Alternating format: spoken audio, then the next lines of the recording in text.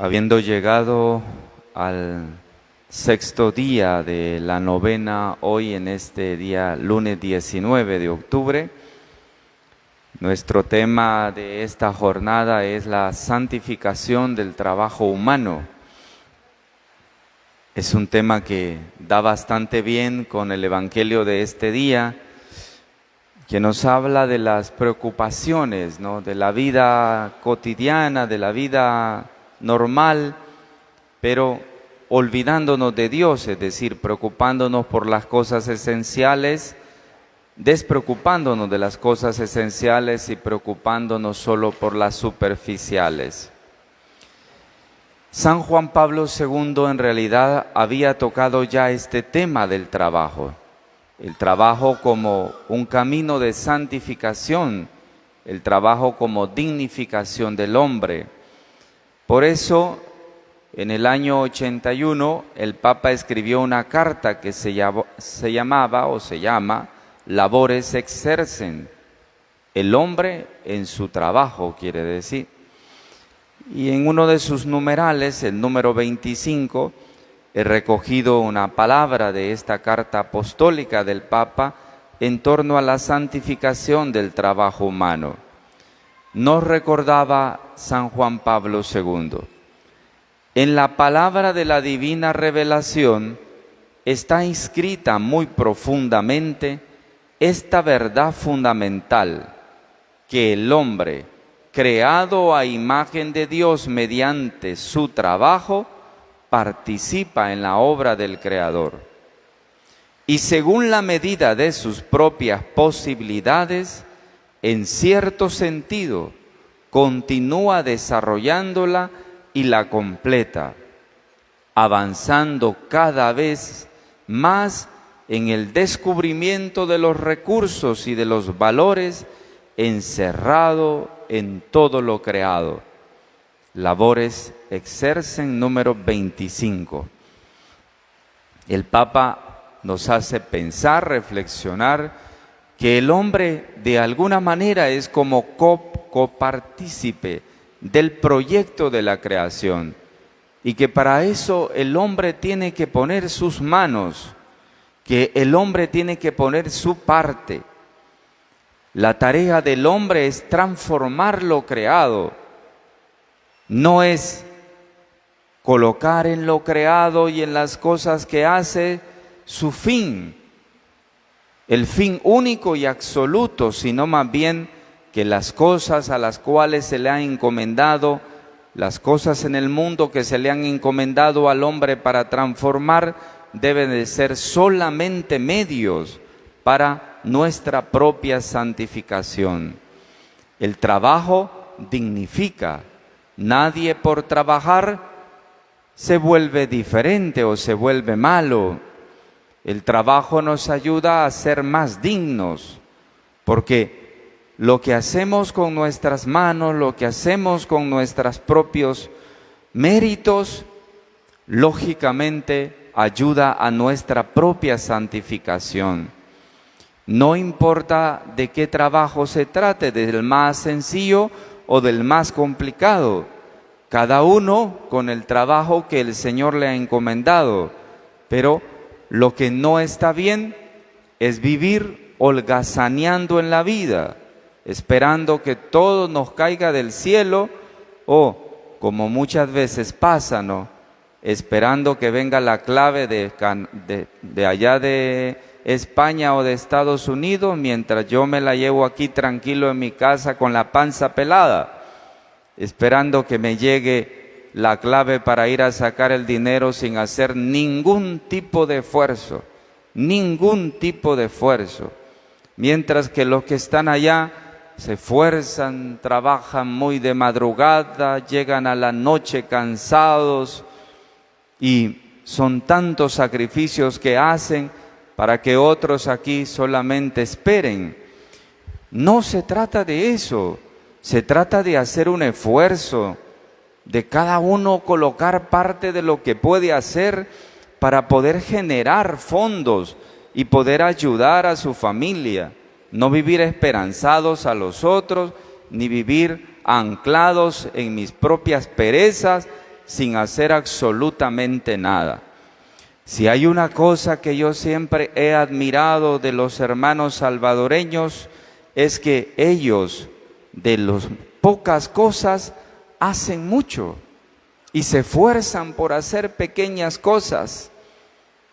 Ustedes ven a los salvadoreños, uno va por allí y ahí están, cada uno haciendo su pequeño negocito, tienen sus pequeñas microempresitas, que de pupusas, que de otras cosas, que de decoraciones, buscándole a la vida, no esperando que todo venga del cielo, ¿no? No, buscándole a la vida, buscando maneras de trabajar, de esforzarse. Por eso son un pueblo laborioso. Mientras que nosotros, que tenemos mucha más tierra en este país, lógicamente mucha tierra en manos de pocos, pero en realidad mucho más espacio, muchos viven holgazaneando, y como dice ya el apóstol Pablo a los tesalonicenses, la queja que nos propone ahí es que algunos viven sin hacer nada, pero metiéndose en la vida de los otros. Y es verdad, ¿no? Cuando uno no tiene nada que hacer, se mete en la vida de todo mundo. Entonces, la señal de que uno tiene trabajo es que no se mete en la vida de los otros. Esa es la buena señal. Por eso entonces, el trabajo santifica. Nadie se debe de avergonzar del trabajo, incluso del más humilde, incluso del agarrar una escoba, un trapeador, de limpiar. El trabajo más pequeño santifica y dignifica. Nadie se debe de avergonzar por su propio trabajo. Con esa enseñanza ahora que ampliaremos en la novena de esta tarde, pasemos al Evangelio, que también nos ayuda a reflexionar sobre esta dimensión del trabajo y también del afán desmedido de lo que queremos tomar de este mundo. Una persona en la calle ha abordado a Jesús para pedirle que se vuelva mediador en un conflicto familiar. Se trata de un hermano menor que está reclamando legítimamente el derecho de la herencia a su hermano mayor, quien parece haberla acaparado por completo, ¿no? Eso sucede en la vida cotidiana, no es del tiempo de Jesús, pasa también ahora, ¿no? Los que se quieren acaparar todo dejando a los demás en la nada. Pues de tal manera que una persona en ese sentido llegó donde Jesús. Jesús se niega a intervenir en este litigio. Le dijo que él no era juez de esas cosas. Con sus palabras da a entender de que no se le ha dado un poder judicial para poder dirimir el asunto. Pero sobre todo, Jesús tiene otro argumento que ya había aparecido lógicamente en aquel debate que había tenido con los fariseos, cuando les dijo: guardaos de toda clase de codicia. La codicia, el egoísmo, es un indicador del hombre viejo, del hombre que se quedó anclado en su condición vieja, que solo le gusta acumular, ¿no? Ese es el otro extremo. Uno es el extremo del que no quiere trabajar, y el otro extremo es el que sí quiere trabajar, pero aprovechándose de todo. Es decir, robándole los intereses a los demás, robando los beneficios de los otros, montándose encima de los otros, aún violentando su dignidad.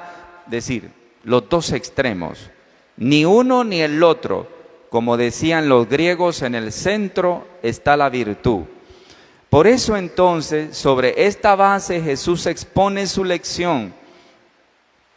El dicho que está en el capítulo 12, 15 de Lucas, se explica mediante parábola, la cual termina hoy con una moraleja y una aplicación.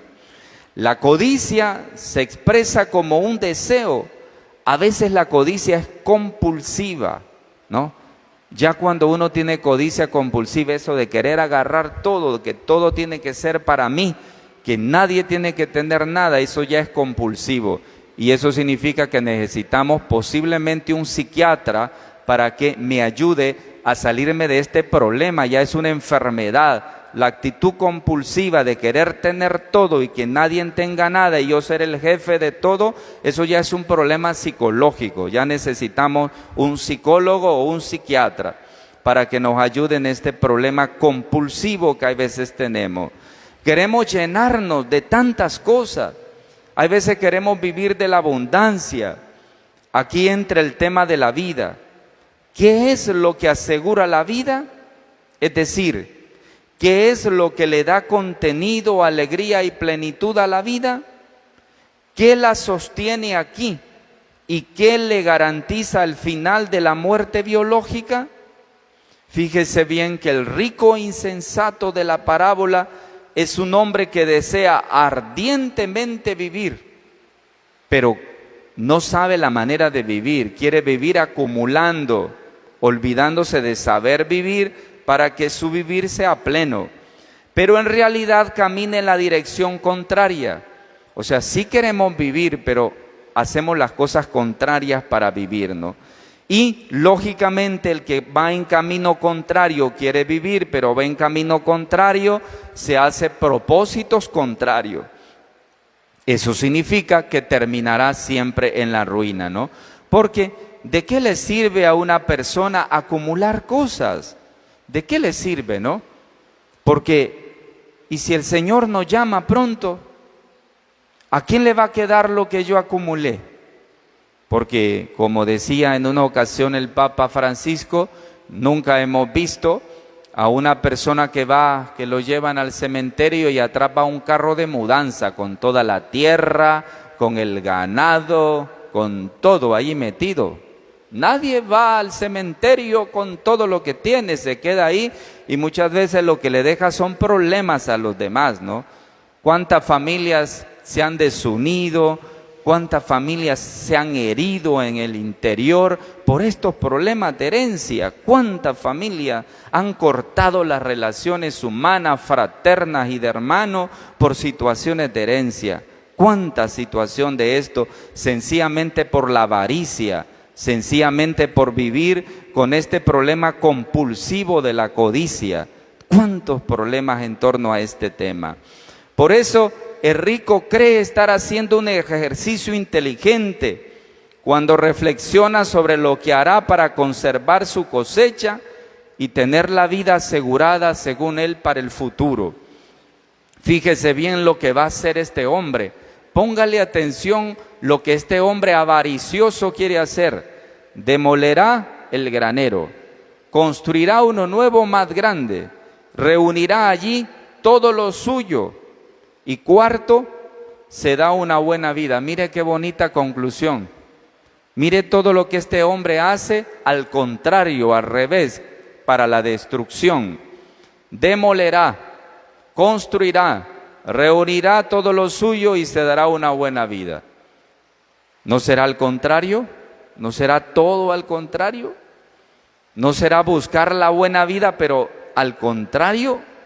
Es decir, en vez de demoler esto, compartir lo que tienen, por ejemplo, el camino de la solidaridad y de la fraternidad, ¿no será ese el camino más que el camino de acumular para mí mismo? Entonces, como vemos, con la seguridad de que cuenta con buena reserva, se trata de un ejercicio de planificación, lógicamente de una empresa sostenible. Él está pensando en una empresa sostenible, pero no se está sosteniendo él. Entonces, eso es lo que nos pasa en la vida, no querer sostener cosas, pero olvidarnos de la persona humana. Por eso el Papa esta tarde vamos a hablar de cómo habla de la santificación del trabajo humano, pero en función de la persona humana. Pero el que se crea a sí mismo esa inteligencia en el manejo de los recursos, muchas veces terminamos actuando de manera estúpida. A veces nos creemos inteligentes para las cosas, ¿no?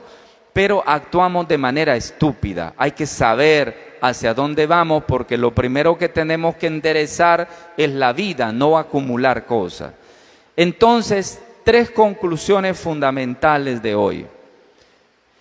Tal vez de este evangelio de hoy se desprenden 3 lecciones. Primera lección: El disfrute egoísta de las propiedades y de las riquezas no es conforme a la voluntad de Dios.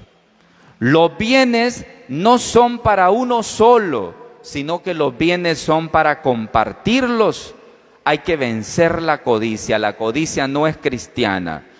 Por lo tanto, querer acumular solo para sí mismo es un acto verdaderamente egoísta y también es un acto compulsivo. Ya se necesita un verdadero psicólogo que nos ayude a quitarnos esa actitud compulsiva de querer acumular todo para mí mismo. Segunda conclusión, no tiene sentido apoyar el sentido de la vida en los bienes materiales. Querer ganar la vida, querer vivir la vida bien, pero apoyándole en los bienes materiales, eso no tiene sentido, porque ellos no aseguran la vida. Solo Dios es el único que la puede dar y conservar. Por muy bueno que sea algo que tengamos, nunca nos dará la verdadera vida. Podemos tener un montón de cosas, pero no nos van a dar la verdadera vida. Incluso, fíjese bien, póngale atención a esto. El que más tiene, más quiere, dice la gente, y es verdad, ¿no?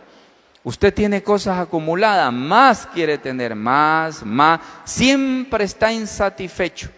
¿Por qué? Porque ese es el demonio de la codicia, que me lleva a estar insatisfecho una y mil veces, y luego nos llena de una multiplicidad de preocupaciones que son más pasajeras y superfluas, que luego nos terminan arruinando.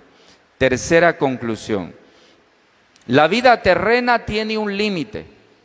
Y es más, el fin de ella nadie lo puede prever con exactitud. No sabemos cuándo el Señor a nosotros nos va a pedir de nuevo. ¿Cuándo el Señor te va a llamar a ti o a mí? No lo sabemos. Pero tú y yo nos estamos preparando para eso, o nos preparamos acumulando cosas en la vida para la vida eterna, como si nos las vamos a llevar para allá. O sea, ¿cómo nos estamos preparando para ese momento que no sabemos cuándo es? Por eso, por lo tanto, es el que se hace rico no en el atesorar cosas. Uno se hace rico no en atesorar cosas, rico para el cielo me estoy refiriendo, sino en el dar cosas. El que más da, nunca le falta nada. Y eso es una regla evangélica. El que más da, el que más comparte, nunca le falta nada, nunca le falta nada. Los que acumulan para sí mismos y son codiciosos, siempre van a tener una necesidad, grábenselo aquí y aquí. Entre más usted tiene, más acumula para sí mismo y no comparte nada, más necesidades va a tener una y otra vez. Siempre va a tener necesidad. El camino no es atesorar, el camino es dar, es compartir. Hace su corazón, el camino es dar porque nos hace que nuestro corazón se vuelva idéntico con el de Dios, con quien vamos a vivir en comunión eterna si somos capaces de compartir y no de acumular. La gracia de esta palabra nos ayude a ser más generosos y menos codiciosos, que tengamos que ocupar más bien a Dios y no al psicólogo. Así sea. Amén.